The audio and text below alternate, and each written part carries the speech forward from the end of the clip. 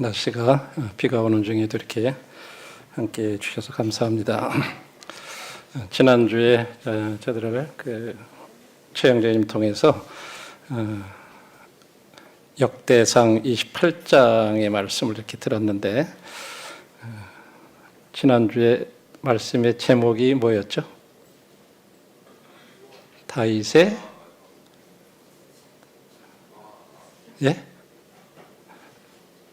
간절한 마지막 유언, 그렇죠?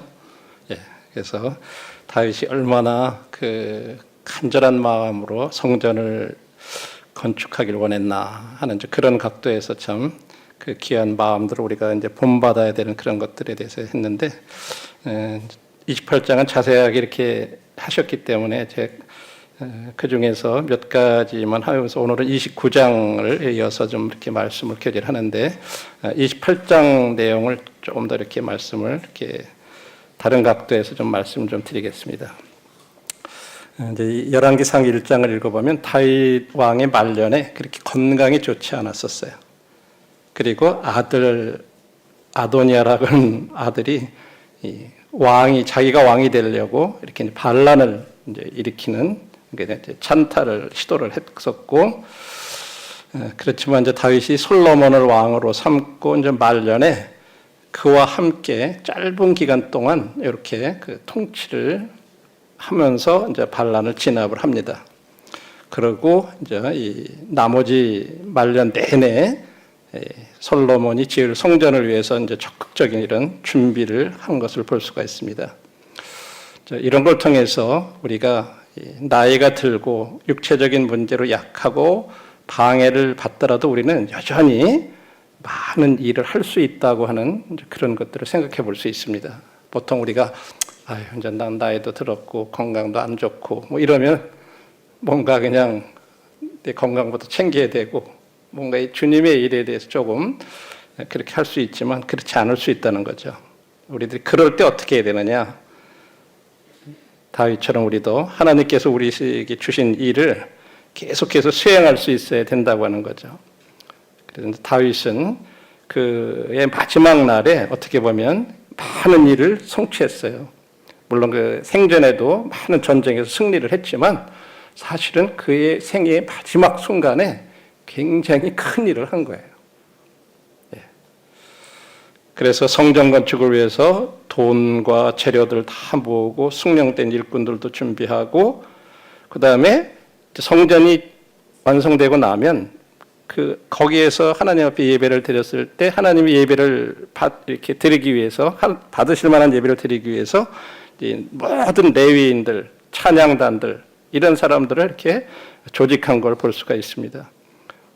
뿐만 아니라 성전의 그런 보물이라든지 그다음에 이 성전 이 주변을 이렇게 잘 보호하도록 그렇게 군인들을 배치하고 그런 걸 볼 수 있고요. 또 솔로몬이 여호와의 집을 건축할 수 있는 안정된 통치를 시작할 수 있도록 민간 지도자들 또 군사 지도자들을 갖다 이렇게 잘 조직한 것을 볼 수가 있습니다. 그래서 이제 우리가 이 28장을 통해서 배울 수 있는 두 가지 교훈이 있다면 하나는 하나님의 집에는 신성한 목적이 있다고 하는 거예요. 그다음에 또 하나는 하나님의 집에는 신성한 패턴이 있다고 하는 이 두 가지 사실을 28장에서 저희들이 특별히 교훈을 받을 수가 있습니다. 어떤 목적이 있느냐? 신성한 목적은 한마디로 그곳에 언약궤를 봉안하는 이렇게 거기다 두는 그것이 하나님의 집을 건축한 그런 어떤 목적이라고 얘기를 하고 있어요. 2절에 보면 그러죠. 28장 2절에 다윗 왕이 일어서서 이르되 나의 형제들 나의 백성들아 내 말을 들으라. 나는 하나님의 언약궤 곧 하나님의 발판을 봉안할 성전을 건축할 마음이 있어서 건축할 재료를 준비했다. 이렇게 얘기하고 있어요. 그래서 자기가 그런 마음이 있었지만 하나님이 너는 안 된다. 그래서 이제 성전을 건축하지 못하고 솔로몬이 할 거라고 이제 다시 이제 말씀을 해주셨죠. 사실 이 성전의 목적은 다른 민족에게 어떤 뭐 깊은 인상을 준다든지, 이야 그 성전 대단하다, 뭐 어떤 그런 목적이 아니에요. 외적인 영광이나 위엄을 위한 것이 아니라 주된 목적은 언약궤를 영원히 모셔두는 거라고 하는 거예요. 그게 하나님의 이 신성한 목적이 있었다고 하는 거죠. 언약궤라고 하는 것은 사실은 하나님의 임재를 상징하는 거예요. 하나님은 우리와 함께 계신다. 그래서 하나님의 이 발판이라고 이제 언약궤를 갖다가 이제 그렇게 불렀잖아요. 그랬을 때 이제 발등상이라고 옛날 성경에 이제 발등상이다 이렇게 얘기했는데 그것은 이 안식처라고 하는 그런 의미가 있는 거예요. 하나님께서 안식하신 거. 그래서 하나님께서 그 이 시은 자 위에 보좌를 놓으시고 이 위에 이렇게 그룹이 천사들 모양으로 이렇게 있고 거기에 이렇게 이제 그 밑에 언약궤를 이렇게 놓았는데 그런 것들은 하나님이 자기 백성 가운데 거하시는 어떤 그런 것을 말하고 있어요. 그래서 사실은 다윗의 마음 가운데 그 언약궤를 성전 안에 이렇게 모시는 거를 위해서 그가 언약궤가 막 이렇게 사방으로 돌아다닐 때 이미 그 언약궤를 가져오기 위해서 여러 가지 시도를 하다가 뭐 여러 가지 사건들도 있고 그랬는데 그의 마음 가운데는 하나님이 우리 가운데 함께 계시는 거 그거를 굉장히 사모했다고 하는 거예요. 단순히 그냥 언약궤 자체가 아니라 그런 의미로다가 그래서 성전을 이렇게 지으려고 하는 그런 신성한 목적이 있다 하는 것을 볼 수가 있고 오늘날 이것이 이제 우리에게 주시는 그런 교훈들은 뭔가? 오늘날 그 성전은 그분의 성전은 바로 자기 백성들 하나님의 백성 곧 교회가 하나님의 성전이라고 이렇게 얘기하고 있어요. 그래서 이제 전 세계적으로 주님을 믿는 사람들 그런 분들 그 교회의 신성한 목적은 이제는 성령이 거하시는 성령의 집이 되어서 하나님께서 그분의 백성 가운데 거할 수 있고 또 우리가 그분을 예배할 수 있도록 하는 것 이제 이것이 오늘날의 교회의 어떤 신성한 목적이라고 말씀하고 있죠. 그다음 이제 두 번째로는 하나님의 집에는 신성한 패턴이 있다고 하는 것은 이제 8절에 보면 이제 다윗이 여호와의 모든 계명을 따르라는 권고로다가 이제 연설을 이렇게 딱 마치고 난 다음에 이제 9절부터 21절에서 이제 다윗은 이스라엘의 이제 새 왕인 그의 아들 솔로몬에게 가서 왕이자 아버지로서의 마지막 이제 지시를 이렇게 하는 거죠. 뭐라고 얘기하냐면 온 마음과 뜻을 다하여 여호와를 따르라. 자, 이렇게 9절에 말씀을 하고 있고 그다음에 이제 20절로 가서 보면 솔로몬에게 강하고 담대해라. 라고 이제 이렇게 도전하는 것을 볼 수가 있습니다. 그리고 두려워하지 말아라. 그러면 다음에 하나님께서 직접 솔로몬에게 주신 이 성전의 모든 다윗에게 주었던 그런 이 성전의 모든 설계와 식양에게 이제 솔로몬이 아니라 다윗에게 주신 성전과 성전의 모든 설계와 식양을 갖다가 이제 솔로몬에게 전해 주었습니다. 그래서 19절에 보면 다윗이 이르되 여호와의 손이 내게 임하여 이 모든 일의 설계를 나에게 알려주셨다. 그래서 하나님께서 이 모든 것 마지막 그 세부 사항까지 다 친히 다윗에게 직접 주셨고 그리고 이제 사실은 다윗이 그 건축 설계를 스스로 이렇게 져야 되겠다, 저렇게 져야 되겠다 그렇게 생각해낸 것이 아니라고 하는 거죠.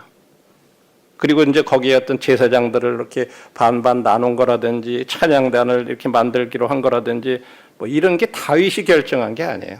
그런 모든 그 세부성까지도 다 하나님께서 다윗에게 지시해 주셨다고 하는 거예요. 이처럼 하나님의 집에는 그런 하나님이 정해주신 어떤 패턴이 있다고 하는 거예요. 그 다윗 마음대로 그렇게 한 게 아니라는 거예요. 성전의 모양, 그 건축도 그렇고 그 안에 서 있는 모든 그 활동이라든지 이런 것들도 그랬다고 하는 거죠. 오늘날 마찬가지로 하나님의 집이 교회에도 그런 하나님이 정해주신 그런 패턴이 있다는 거죠. 신성한 패턴이. 그래서 오늘날은 교회에 하나님께서 우리 각 지체들에게 영적인 은사를 주셔가지고 그 모든 지체가 그 몸에 가장 적합한 곳에 이렇게 두셔서 그런 역할들을 하실 수 있도록 하는 그런 하나님의 패턴이 있는 거예요.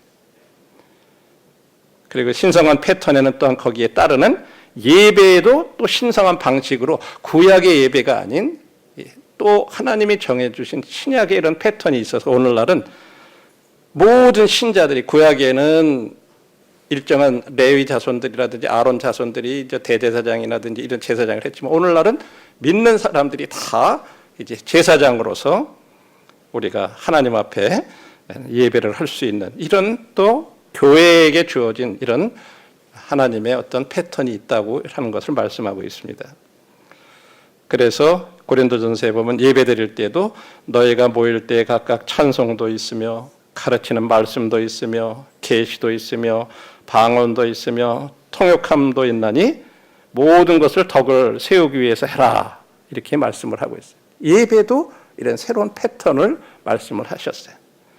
이것이 오늘날 하나님의 집인 교회에서 예배하는 그 신성한 패턴의 한 일부예요. 이것이 여기에 또 만찬도 있고 여러 가지 그런 새로운 패턴들을 주셨다고 하는 것을 볼 수가 있습니다. 그래서 이제 28장에서 우리가 이제 결론적으로 생각해 볼 수 있는 게 오늘날 하나님의 집에도 이런 신성한 목적이 있다. 구약의 성전의 목적은 언약궤를 이렇게 모셨듯이 신성한 오늘날 이 교회에는 어때요?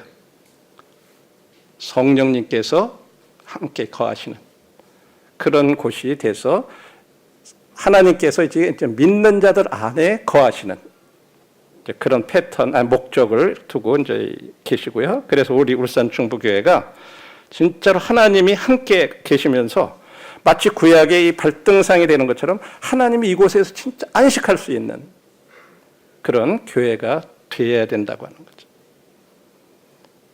뿐만 아니라 하나님의 집에는 또 신성한 패턴이 있듯이 우리 울산 충북교회가 영적 은사를 따라서 섬기고 하나님이 원하시는 그런 예배를 드리는 그런 교회가 되어야 된다 하는 이제 이런 부분들을 28장에서 저희들이 이런 교훈들을 배울 수가 있습니다. 그리고 이제 29장에서는 이어서 계속해서 이제 이 다윗의 생애 말기에 일어난 여러 사건들을 이렇게 얘기를 하면서 교훈을 하는데 먼저 이 뒷부분을 이렇게 보시면 29장 22절로부터 30절을 먼저 이렇게 보면 제가 말씀을 읽겠습니다. 이날에 무리가 크게 기뻐하여 여호와 앞에서 먹으며 마셨더라. 무리가 다윗의 아들 솔로몬을 다시 왕으로 삼아 기름을 부어 여호와께 돌려 주권자가 되게 하고 사독에게 기름을 부어 제사장이 되게 하니라. 여기 특별히 22절에 보면 분명히 앞에 왕을 삼았다고 그랬는데 다시 왕을 삼았다 이런 말이 나와요. 이런 의미들을 조금 더 이렇게 생각해 볼 필요가 있습니다. 솔로몬이 여호와께서 주신 왕위에 앉아 아버지 다윗을 이어 왕이 되어 형통하니 온 이스라엘이 그의 명령에 순종하며 모든 방백과 용사와 다윗 왕의 여러 아들들이 솔로몬에게 복종하니 여호와께서 솔로몬을 모든 이스라엘 목전에서 심히 크게 하시고 또 왕의 위엄을 그에게 주사 그전 이스라엘 모든 왕보다 뛰어나게 하셨더라. 이새의 아들 다윗이 온 이스라엘의 왕이 되어 이스라엘을 다스린 기간은 40년이라 헤브론에서 7년을 다스렸고 예루살렘에서 30년을 다스렸더라. 그가 나이 많아 늙도록 부하고 존귀를 누리다가 죽음에 그의 아들 솔로몬이 대신하여 왕이 되니라. 다윗 왕의 행적은 처음부터 끝까지 선견자 사무엘의 글과 선지자 나단의 글과 선견자 가세의 글에 다 기록되고 또 그의 왕된 일과 그의 권세와 그와 이스라엘과 온 세상 모든 나라의 지난날의 역사가 다 기록되었느니라. 이 역다기상 이 마지막 구절에는 이제 이 다윗 왕의 통치 그리고 이제 솔로몬으로 그 왕위가 전환되는 거 그리고 다윗의 죽음에 대한 이런 내용들이 이렇게 끝부분에 이렇게 나와 있고요. 그리고 이제 솔로몬 왕이 이제 이 왕으로 다 이렇게 등극할 때 그 대관식 할 때의 즐거운 축하와 함께 이루어졌다고 하는 그런 내용들을 볼 수가 있어요. 22절, 23절에 보면 그날에 그들이 여호와 앞에서 크게 기뻐하며 먹고 마셨으니 솔로몬이 그의 아버지 다윗을 대신하여 여호와의 왕자에 앉아 왕이 되어 형통하였더라. 온 이스라엘이 그에게 순종하였더라. 우리 서두에 잠깐 말씀드렸는데 솔로몬과 다윗 왕은 짧은 기간 동안 이스라엘을 공동 통치를 했어요. 그것이 아까 우리가 읽은 22절에서 보면 무리가 다윗의 아들 솔로몬을 다시 왕으로 삼았다 하는 거죠. 자기는 완전히 이제 이 잠깐 기간 동안에 그 반란을 진압하고 그런 기간에 함께 하다가 자기는 내려놓고 이제 완전히 솔로몬을 다시 왕으로 삼은 그런 내용들이 나오고 있습니다. 자, 이제 다시 앞으로 돌아가서 이제 1절로부터 9절까지를 한번 먼저 읽고 한번 같이 생각해 보겠습니다. 다윗 왕이 온 회중에게 이르되 내 아들 솔로몬이 유일하게 하나님께 택하신 바 되었으나 아직 어리고 미숙하며 이 공사는 크도다. 이 성전은 사람을 위한 것이 아니요 여호와 하나님을 위한 것이라. 이 다윗의 마음 가운데 이 성전이 그냥 어떤 자기를 위한 어떤 또 이스라엘 백성들을 위한 그런 게 아니라 하나님을 위한 것이라고 하는 분명한 마음이 있었어요. 우리들에게도 이런 부분들이 굉장히 중요해요. 하나님의 교회가 또 교회에서 하는 어떤 일들이 이것이 어떤 누구를 위해서 뭐 사역자를 위해서 장로님들을 위해서 이런 것들이 아니라 진짜 이것이 하나님을 위한 것이다 라고 앞서서 일하는 분들도 진짜 그런 자세가 필요하고 또 성도님들에게도 이런 자세가 진짜 필요한 거라고 생각해요. 그렇게 될 때 우리 가운데서 이루어지는 이런 모든 일들이 이건 사람을 위한 것이 아니라 하나님을 위한 거구나 하는 우리들의 마음이 될 때 우리가 거기에 임하는 자세들이 달라진다고 생각해요. 우리가 지금 옆에 주택에 대해서 이렇게 얘기하고 뭐 재건축해서 얘기할 때도 마찬가지예요. 이런 부분들이 그냥 뭐 앞선 형님들이 어떤 그런 것들을 위한 거라든지 그런 게 아니라 진짜 이것이 하나님을 위한 어떤 일이라고 하는 어떤 그런 부분들, 거기에 대한 우리들의 마음이 함께 할 때 이런 일들에 대해서 우리가 마음을 함께 할 수 있다고 생각해요. 다윗도 분명히 그런 마음의 자세로 한 것을 볼 수 있어요. 그랬기 때문에 다윗은 내가 이미 내 하나님의 성전을 위하여 힘을 다하여 준비했다. 그렇게 얘기해요.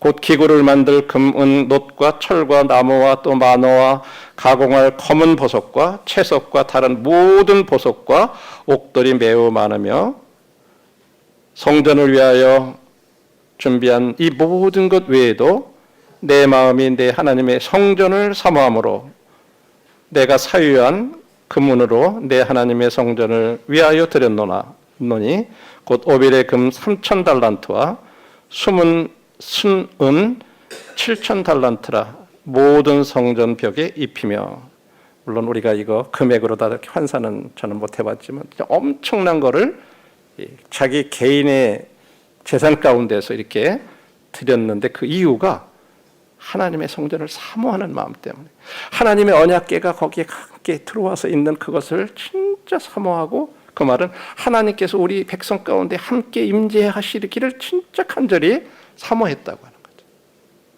그런 마음 때문에 그렇게 했다고 얘기를 하고 있습니다. 그래서 5절에 금은 그릇을 만들며 장인의 손으로 하는 모든 일에 쓰게 하였노니 오늘 누가 즐거이 손에 채워 여호와께 드리겠느냐. 자기가 그렇게 드린 다음에 그다음에 이제 백성들한테 제안을 하는 거예요. 누가 즐거이 하나님 앞에 드리겠냐.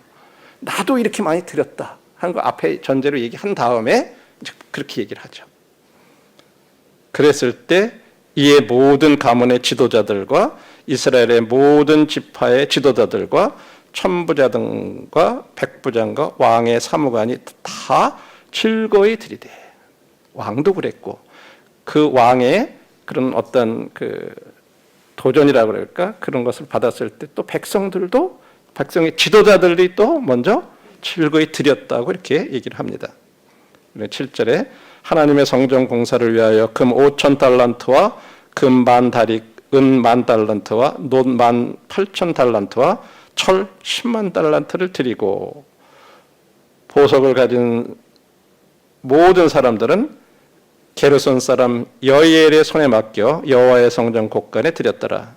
백성들은 자원하여 드렸으므로 기뻐하였으니 곧 그들이 성심으로 여호와께 자원하여 드렸으므로 다윗 왕도 심히 기뻐하니라. 자원해서 드렸다. 네, 여기서 두 가지 교훈을 우리들이 배울 수 있는데, 앞선 성도들, 나이 많은 성도들은 하나님 앞에 물질을 드리는 일로 모본을 보일 수 있다고 하는 거예요. 다윗이 그렇게 했어요. 앞선 성도들은 하나님 앞에 물질 드리는 일로다가 모본을 보일 수 있다. 두 번째로, 앞선 성도들은 기도로 모범을 보일 수 있다 하는 이 두 가지를 이렇게 우리가 생각할 수 있습니다. 여기 앞선 성도들이라는 말은 연형적으로, 육신의 연형적으로 나이가 많은 그런 성도들이 될 수도 있고, 또 주님 안에 먼저 들어온, 물론 나이가 어리더라도 진짜 우리가 주님 안에 이렇게 들어온 지 오래된 이런 앞선 성도들은 이제 주님 안에 늦게 들어온 이런 성도들에게 이런 두 가지 일로다가 우리가 모본을 보일 수 있다고 하는 것을 우리들이 교훈으로 받을 수가 있습니다. 여기 노년기에 있었던 이 다윗 왕은 드리는 분야에 있어서 젊은 세대에게 진짜 훌륭한 모본을 보였어요. 그는 왕이었지만 그의 모든 힘을 다해서 여호와의 전에 필요를 준비했습니다. 우리가 아까 2절에서 읽어본 대로 온 힘을 다해서. 그래서 자기가 이제 전쟁에서 이제 얻어온 그런 것들은요, 딱 목적이 있었기 때문에 그걸 다 전리품들 같은 거 뭐 자기가 이렇게 취한 게 아니라 다 국고에다가 보관을 한 거예요. 장차 지을 걸 생각하고요. 그거 다 드리고 거기에 또 국고에서 돈, 거기에서 이 재료 이런 것들 다 포함해서 이런 것들 필요를 준비했다고 하는 거죠. 뿐만 아니라 나라 살림 있잖아요. 거기에서도 드렸을 뿐만 아니라 자신의 개인 재산에서 상당 부분을 이렇게 드렸다 하는 것을 3절 4절에 말하고 있고, 그래서 아까 5절 6절에 이제 백성들한테도 누가 드리겠느냐 이렇게 했을 때 백성들도 주님의 일에 기꺼이 드렸다 하는 걸 읽어봤습니다. 그 결과로다가 어떻게 됐어요? 백성이 다윗도 기뻐했고 백성도 큰 기쁨을 얻었다라고 말씀하고 있어요. 우리들이 진짜 온전하고 충성된 마음, 그리고 이제 올바른 이유로 이것이 차원에서 드릴 때 결과는 언제나 기쁨이 된다고 하는 거죠. 저희들은 여기 재건축, 이게 리모델링 하면서 이런 부분을 부분적으로나마 우리들이 맛보았다고 생각합니다. 사실 처음에 저희들이 이걸 이제 했을 때 사실 저희들 재정적으로나 모든 면에서 사실은 뭐 하기가 쉽지 않았던 일이었어요. 그런데 성도님들이 이렇게 해 가면서 이런 걸 보시면서 점점 이런 모습들을 보시고 진짜 누가 하는지 모르게 이렇게 많은 헌신들을 해서 오늘날 저희들이 이런 자리에서 이렇게 함께 주님을 섬기고 있고, 우리들에게도 참 기쁨이 되고, 또 새로 오는 분들이나 이런 분들에게도 저희들이 참 따뜻하고, 제가 아직까지도 잊어먹지 않는 게 우리 문동근 형제님 딸이 좀 밑에 층에 거기 자기 학교 친구들 데리고 와서 자랑하면서 여긴 뭐고 여긴 뭐고 여긴 뭐고 막 그러면서 이렇게 다니더라고요. 처음에 와가지고. 이제 아이들한테도 그런 게 있었는가 봐요. 와가지고 그게 자랑스러운지 자기 친구들 데리고 와서 막 그러고 다녔더래 했어요. 성도님들도 그러리라고 생각해요. 진짜 구도자들을 이렇게 모시고 와도 진짜 떳떳하고 뭔가 부끄럽지 않고, 그게 우리 모두에게 기쁨이 됐잖아요. 저는 지금 옆에 건축의 주택에도 같이 생각하고 있어요. 지금 우리들에게서는 똑같이 이 리모델링 할 때처럼 지금 저희들에게 많이 부족해. 현재도 은행에 융자가 있어요. 그럼에도 불구하고 지금 저렇게 하기를 원하는 게, 거기에 진짜 우리들에게 다른 건 우리에게 다 갖춰졌는데 아이들에 대한 장소가 없는 거예요. 지금 우리 어떻게 보면 우리 교회의 미래인데, 그러니까 아이들은 지금 어떻게 보면 1층에서 그냥 뭐 최대한 그래도 우리가 활용을 하는 거잖아요. 그래서 이제 식당에서 뭐 이렇게 했다가 또 했다 뭐 이렇게 해두고.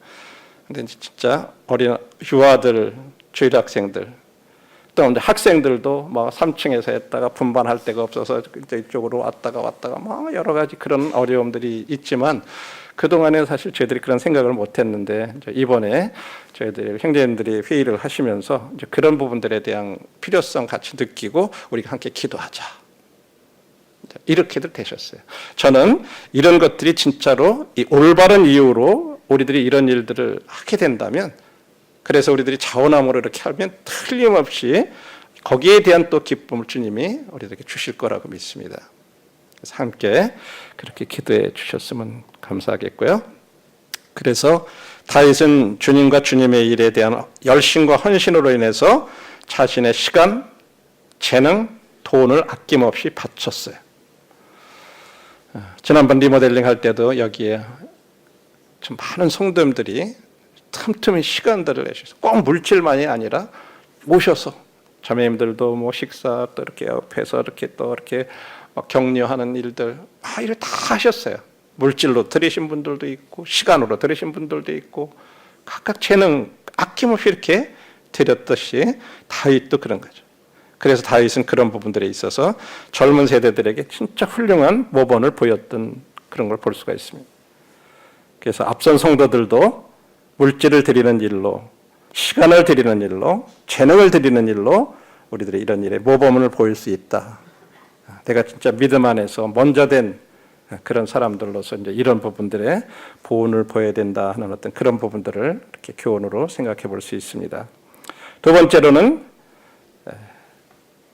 기도로다가 모범을 보이는데 이 10절로부터 21절의 이 다윗의 기도는요, 성경에 아주 위대한 여러 기도들이 있는데 그 중에 하나예요. 주로 찬양으로 이루어져 있고 진짜 거기에서 하나님께 영광을 돌리고 하나님이 주신 걸 가지고 그렇게 했다 하는 그런 겸손한 태도를 취하는 그런 것을 볼 수가 있어요. 그 기도 가운데 하나님의 존재를 인정하고 거기에 대해서 찬양하고, 그 다음에 자신과 백성들은 진짜 아무것도 아니라 하는 어떤 그런 겸손한 태도를 취한 것이 이제 14절, 15절에 이렇게 나와요. 우리 10절로부터 13절의 말씀을 한번 읽어보겠습니다. 부분적으로. 역대상 29장 10절부터 13절입니다. 다윗이 온 회중 앞에서 여호와를 송축하여 이르되 우리 조상 이스라엘의 하나님 여호와여, 주는 영원부터 영원까지 송축을 받으시옵소서. 여호와여, 위대하심과 권능과 영광과 승리와 위엄이 다 주께 속하였사오니 천지에 있는 것이 다 주의 것이로소이다. 여호와여, 주권도 주께 속하였사오니 주는 높으사 만물의 머리 되심이니이다. 부와 기가 주께로 말미암고 또 주는 만물의 주제가 되사 손에 권세와 능력이 있사오니 모든 사람을 크게 하심과 강하게 하심이 주의 손에 있나이다. 우리 하나님이여, 이제 우리가 주께 감사하오며 주의 영화로운 이름을 찬양하나이다. 이게 사실 지금 기도하는 내용이에요. 그 내용 중에 이렇게 하나님이 어떠하신 분인지 진짜 그 존재를 인정하고 하나님 얼마나 크신 분인지, 모든 것에 주권자시고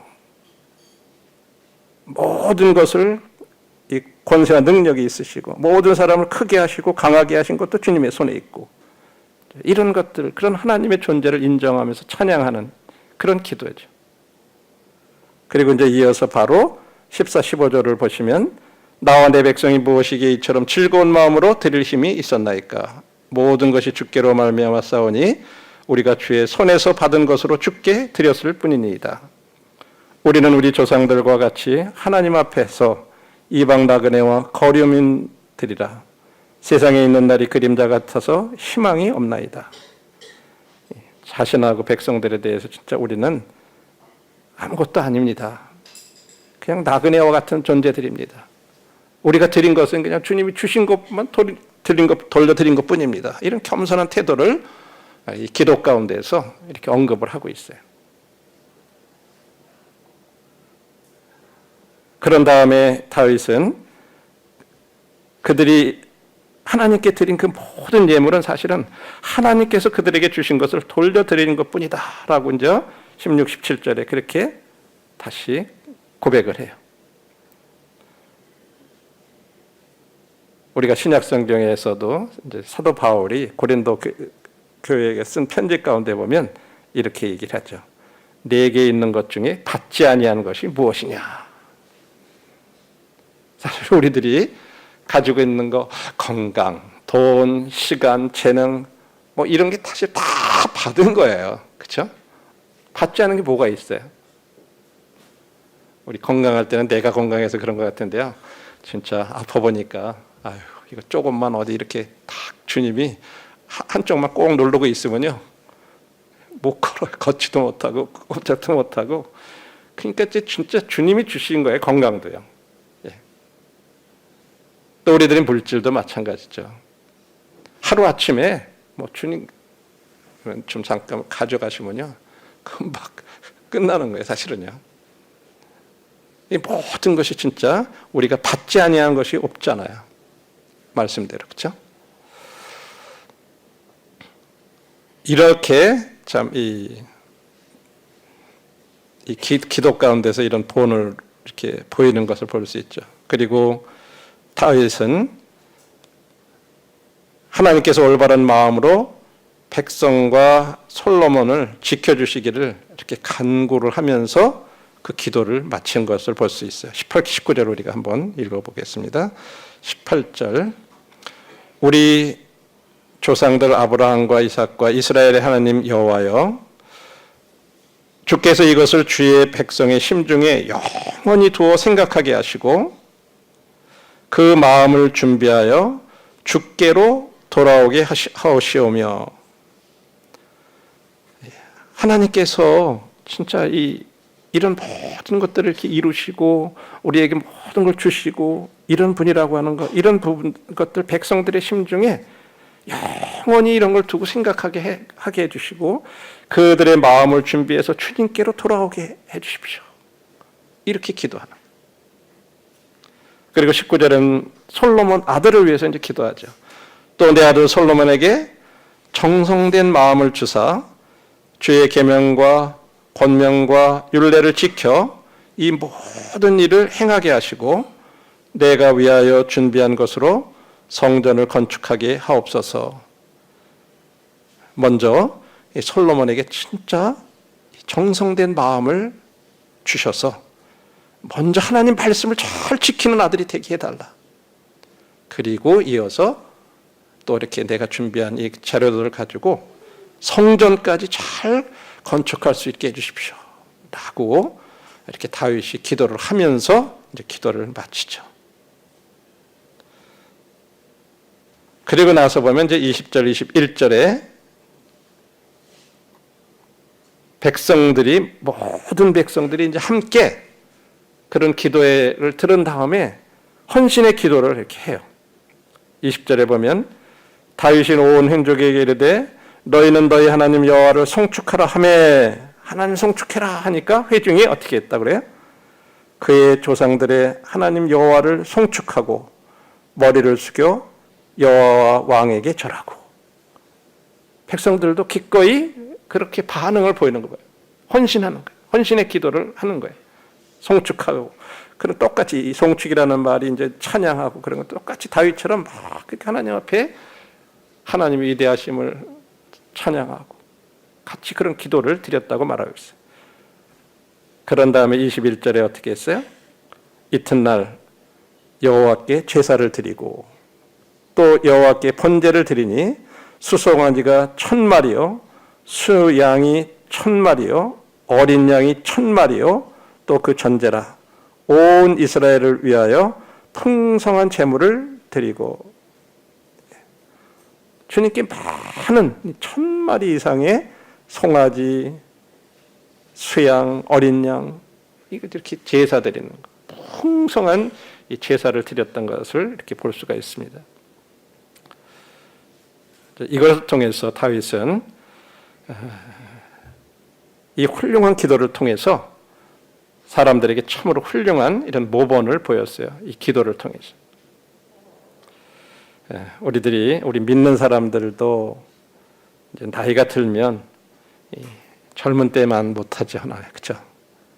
우리가 주님을 섬기는 일에 있어서도 젊은 때처럼 막 활기차게 막 에너지 넘치게 막 힘을 쓰고 그러지 못하는 그런 경향들이 있잖아요, 그렇죠? 그런데 나이 든 성도들도 기도할 수 있어요.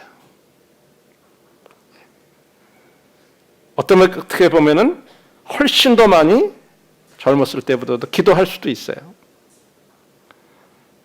그렇게 하면서 그 기도의 내용의 중요성, 그 내용과 그 중요성을 보여줌으로써 젊은 세대들에게 모본을 보여줄 수 있다고 하는 거예요. 이제 젊었을 때 기도하는 거는 그냥 현실적인 필요들, 그래서 캠프 같은 거 하면 젊은 사람들은 오늘 좋은 날씨 주셔서 감사하고 또 내일도 좋은 날씨 주셔서 우리가 활동 잘하게 해주시고 뭐 이제 이렇게 기도한다면 거기에 앞선 리더들이라든지 이런 분들은 좀 더 그런 것들을 주관하시는 하나님과 그 하나님이 어떠하신 분이고 우리들에게 베풀어 주신 게 뭐고 이제 그런 것들을 기도 가운데서 이렇게 하면서 자연스럽게 젊은 사람들한테 그런 걸 가르쳐 줄 수 있는 것처럼 나이 많은 분들이 이제 이런 기도에 있어서도 그런 본을 보일 수 있다고 하는 거죠. 그래서 우리가 꼭 힘으로다가만 이렇게 그러니까 우리 모임에 지금 평균 연령 5, 60대 넘는 분들이 우리 모임의 50% 이상이에요. 절반 이상이 그래요.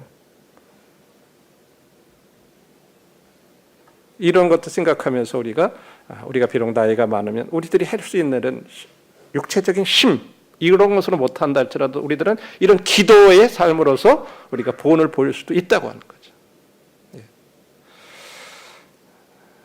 그러면서 우리가 진짜 생각해야 될 것은 이제 15절의 말씀에 보면 다윗은 이렇게 기도해요. 우리가 세상에 있는 날이 그림자 같아서 소망이 없나이다.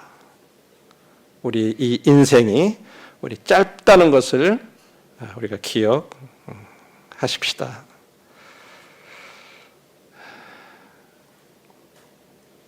우리의 인생이 짧다는 것을 기억해야 합니다. 제가 이 얘기를 하면서 내가 이런 얘기를 할 수 있는 때가 됐나?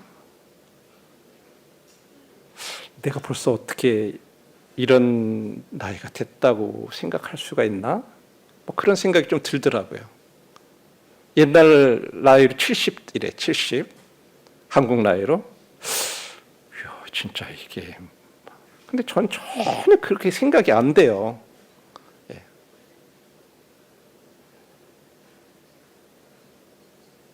진짜 이 땅에서의 우리의 하루는 그림자와 같습니다.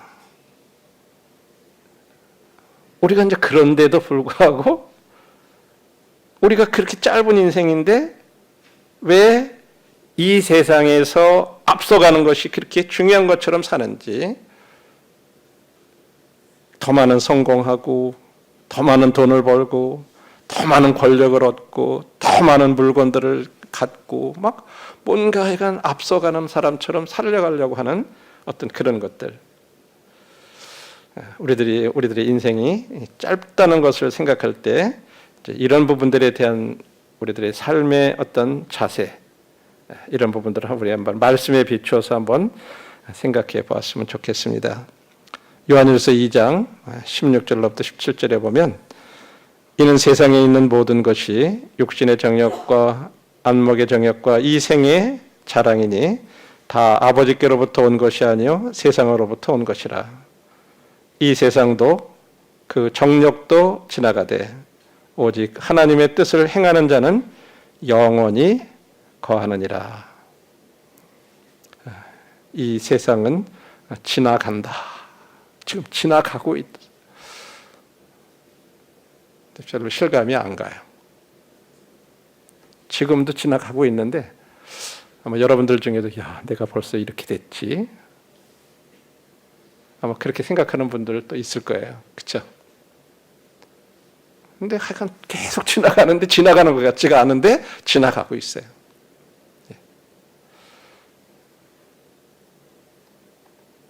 이 세상은 진짜 지나가고 있습니다. 우리가 주님을 위해서 사는 삶은 단 한 번밖에 없습니다. 말씀대로 하나님을 기쁘시게 하는 일을 행하는 사람은 여기 영원히 거한다.